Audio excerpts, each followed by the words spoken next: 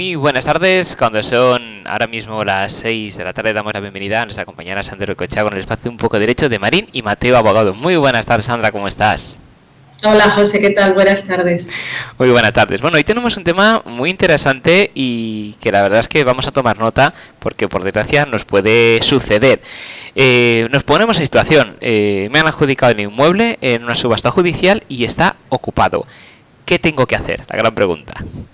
Bien, a ver, para mí este es el problema más grande, porque todo lo anterior, bueno, es jurídico, es estudio previo y entonces, pues bueno, antes o después es cuestión de plazos, pero al final uno, el adjudicatorio, se adjudica el inmueble. Bien, una vez que me ha adjudicado el inmueble, con el testimonio del decreto de adjudicación, lo escribo en el registro y entonces, una vez que soy titular, quiero ocupar mi inmueble, el que me ha adjudicado. Esta toma de posesión nos puede dar muchos problemas porque cuando vaya a tomar posesión puedo ver que está ocupado. Vale, entonces cuando está ocupado yo lo comunico al juzgado, es decir, quiero que se inste un procedimiento para que me den la posesión. Es decir, ¿es el juzgado el que está obligado a darme el inmueble libre de ocupantes? En principio, cuando se trata de una subasta judicial, el único que me puede dar el título para que yo ocupe una vez haya ocupación, ya veremos luego, depende de quién, es el juzgado, cuando es una subasta judicial.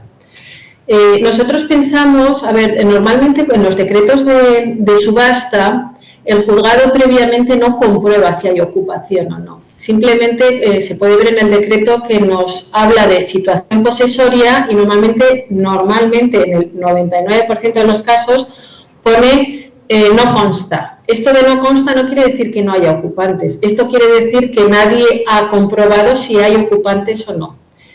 Desde mi punto de vista, nosotros desde el despacho consideramos que esta labor previa la tiene que hacer el juzgado, ¿vale? Pero no hay ninguna ley ni ningún procedimiento en el que se le obligue a comprobar si hay ocupación o no, porque puede ser que en el momento que vaya a comprobarlo no haya ocupación y una vez después de la subasta o lo que sea, de repente cuando accedas, sí. Entonces, ante esta confrontación que puede haber, pues bueno, los juzgados no se involucran y simplemente ponen no consta, es bajo tu responsabilidad y ya veremos luego lo que pasa. Y entonces esto nos puede dar luego muchos problemas a la hora de adquirir la posesión y el pleno dominio del inmueble del que somos titulares registrales. ¿Qué situaciones pueden darse? Bien, a ver, una vez que tengamos la adjudicación y vayamos a tomar posesión, nos podemos encontrar que por el camino del procedimiento de ejecución, hasta que ha salido a subasta y me lo he adjudicado, hayan entrado ocupas, por ejemplo. Un ocupante, ignorado ocupante, no sabemos quién es y entonces, pues bueno, tendremos que ver en base a quién es cómo conseguimos la posesión. Vale, también nos podemos encontrar que se encuentre en la vivienda el deudor. Por ejemplo, en una ejecución hipotecaria que ha salido al inmueble, está el deudor o están sus hijos o está quien fuere, ¿vale? Que una vez que ya no eres titular, pero bueno, él sigue ahí en la vivienda y entonces habrá que tomar posesión y veremos según cómo qué consecuencias tiene, circunstancias, veremos si es viable o no es viable. O puede ser que nos encontremos con un contrato, con unos inquilinos, con contrato, con título, que no han sabido nada de esta ejecución o no lo ha comunicado el deudor o quien fuera, de que hay unos terceros con un derecho en base a un contrato de arrendamiento. ¿Vale? Entonces, en base a esto, pues nos podemos encontrar distintas situaciones. Por ejemplo, en el caso de los ocupas, habrá que instar un procedimiento de lanzamiento en el mismo procedimiento judicial, si es de ejecución hipotecaria. Claro, es que depende de qué procedimiento sea, ¿vale? Si es de subasta judicial o subasta voluntaria, tendremos que ver, hay distintos mecanismos que pueden ser a través del mismo procedimiento de ejecución o habría que instar un nuevo procedimiento judicial de desahucio por falta de título, por finalización del contrato o lo que fuera. ¿Vale? Y luego, además, según los contratos son suscritos en unas fechas u en otras, están inscritos o no, pues cada inquilino tiene unos derechos adquiridos o no. Y en base a todo ello, pues bueno, tenemos ahí que ver si es posible.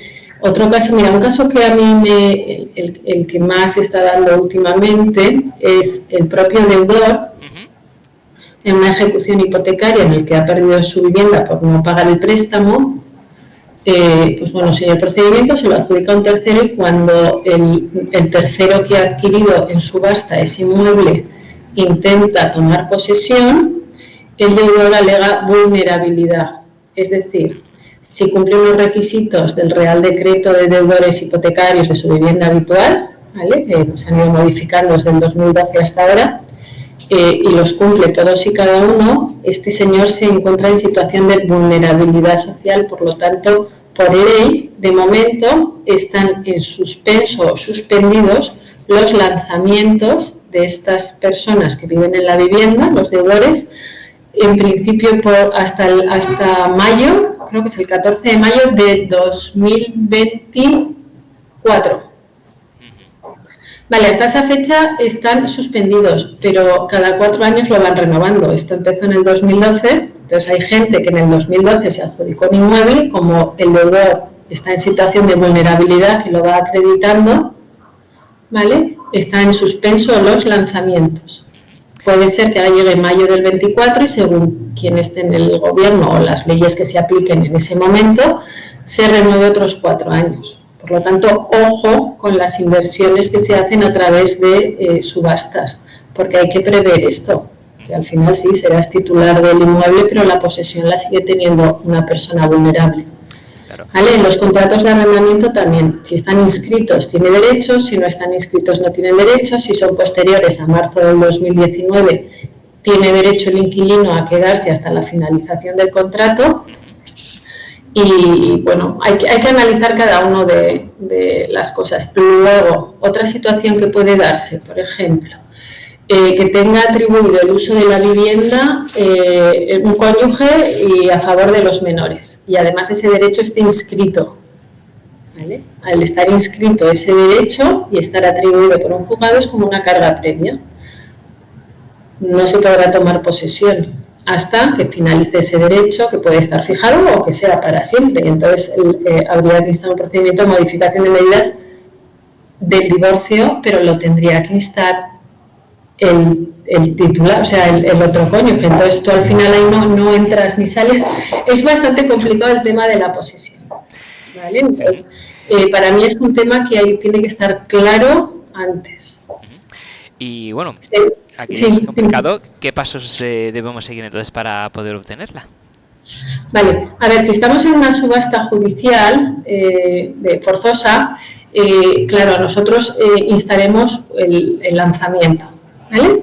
Entonces, en estos casos sí que es en el mismo procedimiento de ejecución hipotecaria dentro del año, ¿vale? Del plazo de 1 año desde que nosotros somos titulares con el decreto de adjudicación, ya se nos nombra que somos los nuevos propietarios, tenemos un plazo de 1 año para instar en el mismo procedimiento que se le lance, ¿vale? Entonces se notifica a quien esté allí viviendo el lanzamiento. Entonces esta persona podrá o irse o no irse, pero no mostrar ningún título, no acreditar la vulnerabilidad ni nada, y entonces habrá una orden de lanzamiento con la comisión judicial y al final te dan la posesión.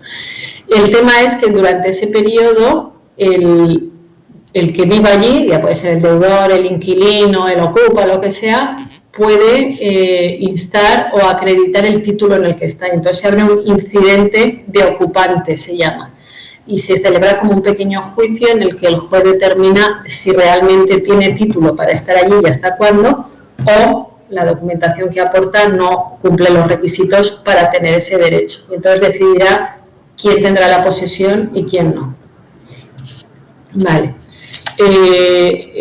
Cuando está, eso es en las vías judiciales. Si la subasta viene de la Agencia Tributaria o de la de Seguridad Social, estos dos organismos no tienen capacidad de entrega, de posesión, ¿vale? No van por el mecanismo judicial. Entonces, ahí sí que nos vemos obligados a presentar una demanda de desahucio, que será por precario si no hay título. Por ejemplo, el deudor hipotecario que ya ha perdido su vivienda no tiene ningún título para estar allí, ¿vale? Entonces se presentará la demanda de desahucio por precario, es decir, sin título.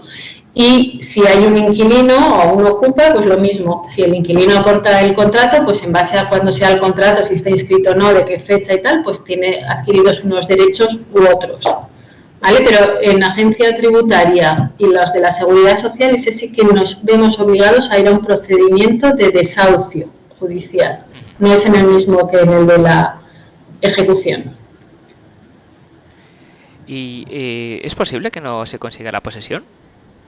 Sí, ya como os he explicado antes, pues puede ser eso. Si el deudor es vulnerable, y entonces de momento paralizado, pero claro, no se sabe qué pasará en mayo del 24. Se puede renovar otros 4 años y puede ser que al final tengas el título, pero no tengas la posesión. Y la persona que esté allí viviendo, al ser vulnerable, pues bueno,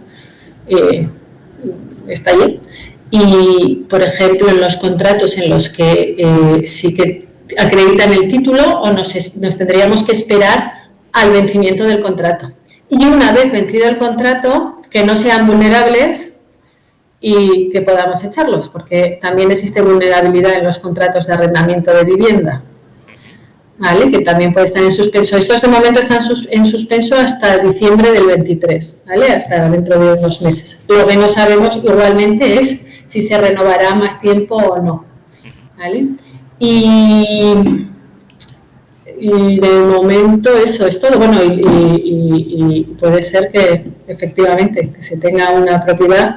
Conozco un caso que lleva, bueno, que es desmoralizante, pero que hay adjudicación desde el 2012 y como esta persona que vive allí es vulnerable y va a ser vulnerable siempre porque ya se saben los mecanismos para ser vulnerables, pues después de tantos años sigue viviendo en la vivienda. Caray. ¿Vale? Entonces esto es un perjuicio muy grande para el tercero de buena fe que adquiere en subasta. Por lo tanto, mi punto de vista es que los juzgados deberían certificar si hay ocupantes o no hay ocupantes, porque para mí es muy importante. Desde luego que sí. Bueno, aunque es un tema bastante complejo, como hemos visto, y además más en ese caso, cada caso es excepcional y tiene que verse por separado, no se puede generalizar. Sí. Si alguno de nuestros oyentes pues tuviera pensado participar en alguna subasta o tristemente ha dado el caso que ha participado, no ha escuchado tus sabios consejos y está metido en el lío, ¿cómo pueden contactar con vosotros para que le podáis asesorar? Bien, a ver, se puede contactar a través de nuestro formulario en la web www.marinimateoabogados.es, a través del formulario de consulta, o llamándonos al 96-320-2876 o por WhatsApp también. Bueno, entrando en nuestra web tenéis todos los datos de acceso a nosotros, ¿vale? Para comunicar con nosotros, consulta presencial, videollamada, teléfono, lo que fuera. ¿Vale? Y entonces, bueno, en el tema de la subasta sí que es muy importante tener en cuenta que cada subasta es distinta y que luego cada situación del ocupante es distinta. Y entonces hay que ir analizando fase por fase según vamos llegando en la situación en la que estamos. Entonces, para mí sí que es muy importante el ir de la mano con un especialista que te vaya guiando o por lo menos que te vaya indicando los riesgos que te puedes encontrar y entonces que puedas tomar una decisión de riesgos ya pues un poco con todas las cartas sobre la mesa. Estupendo, pues muchísimas gracias, ha sido un placer como siempre. Nos vemos y escuchamos en el siguiente programa. Muchas gracias a ti, José. Hasta la próxima. Hasta luego.